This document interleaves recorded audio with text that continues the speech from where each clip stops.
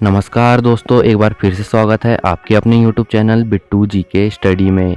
No झंझट, रट लो फटाफट। तो आज के वीडियो में हम पढ़ने वाले हैं मध्य प्रदेश के प्रमुख जलप्रपात के बारे में, जो कि MP कांस्टेबल की परीक्षा की दृष्टि से महत्वपूर्ण हो सकते हैं।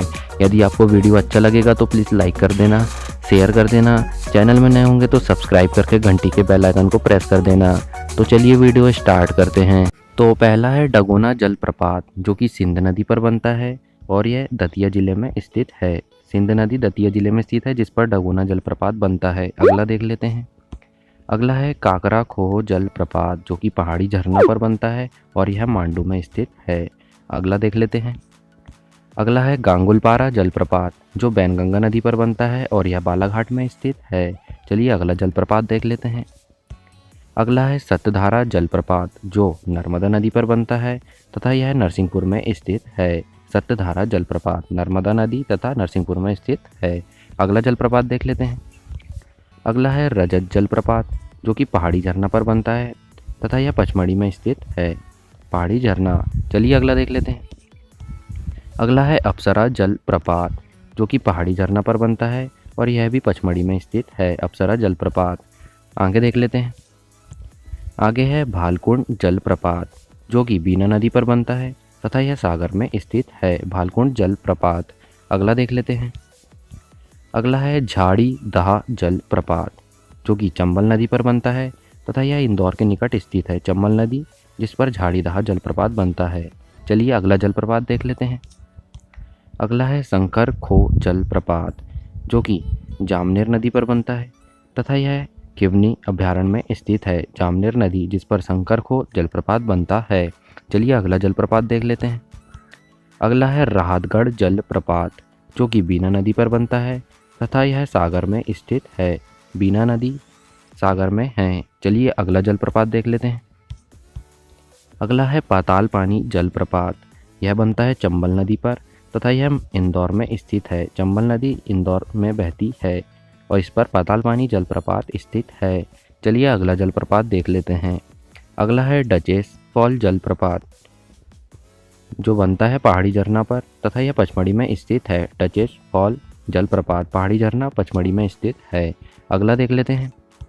अगला है पूर्वा जलप्रपात, जो कि बनता है टोंस नदी पर तथा यह नदी स्थित है पूर्व सेमरिया रीवा में स्थित है। टोंस नदी, जिस पर बनता है पूर्वा जलप्रपात।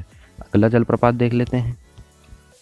अगला है पांडव जलप्रपात, जो कि बनता है केन नदी पर तथा यह पन्ना के निकट स्थित है। केन नदी, जिस पर पांडव जलप्रपात बनता है। चलिए अगली नदी देख लेते हैं। अगला है केवटी जलप्रपात, जो बनता है महान नदी पर तथा इसका जो स्थान है केवटी सिरमौर रीवा। केवटी सिरमौर रीवा में स्थित है महान नदी और इस पर बनता है केवटी जलप्रपात। चलिए अगला देख लेते हैं। अगला है चचाई जलप्रपात, जो कि बीहर नदी पर बनता है तथा इसका स्थान है चचाई सिरमौर रीवा में स्थित है। बीहर नदी, जिस पर बनता है चचाई जलप्रपात। अगला जलप्रपात देख लेते हैं। अगला है दर्दी जलप्रपात, जो कि बनता है नर्मदा नदी पर और यह स्थित है हंडिया वड़भाह के मध्य खंडवा में स्थित है। दर्दी जलप्रपात नर्मदा नदी पर है। चलिए अगला देख लेते हैं। अगला है मंदार जलप्रपात, जो कि नर्मदा नदी पर बनता है तथा यह हंडिया वड़भाह के मध्य खंडवा में स्थित है। मंदार जलप्रपात भी खंडवा में स्थित है, जो कि है हंडिया वड़भाह के मध्य नर्मदा नदी पर बनता है। चलिए अगला देख लेते हैं। अगला है सहस्त्रधारा जलप्रपात, मोस्ट इम्पॉर्टेंट है। तो सहस्त्र जलधारा जलप्रपात बनता है नर्मदा नदी पर, जो कि स्थित है महेश्वर खरगोन में। चलिए अगला देख लेते हैं।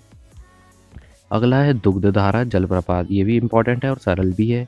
तो यह बनता है नर्मदा नदी पर और इसका जो स्थान है अनूपपुर।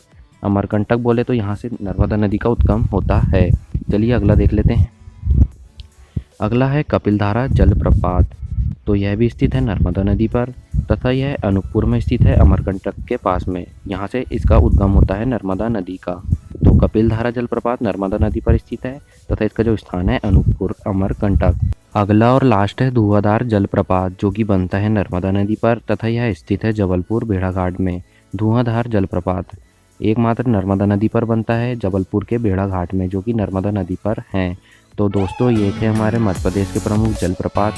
यदि आपको वीडियो अच्छा लगा हो तो लाइक कर देना, शेयर कर देना। चैनल में नए होंगे तो सब्सक्राइब करके घंटी के बेल आइकन को प्रेस कर देना ताकि आने वाले वीडियो की नोटिफिकेशन सबसे पहले मिल सके। तो thank you for watching. Have a nice day.